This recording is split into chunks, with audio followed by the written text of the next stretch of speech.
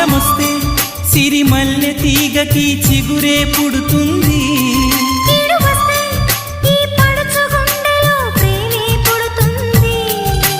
గొడుగు అడ్డు పెట్టినంతనే వాన జల్లు ఆగిపోనా.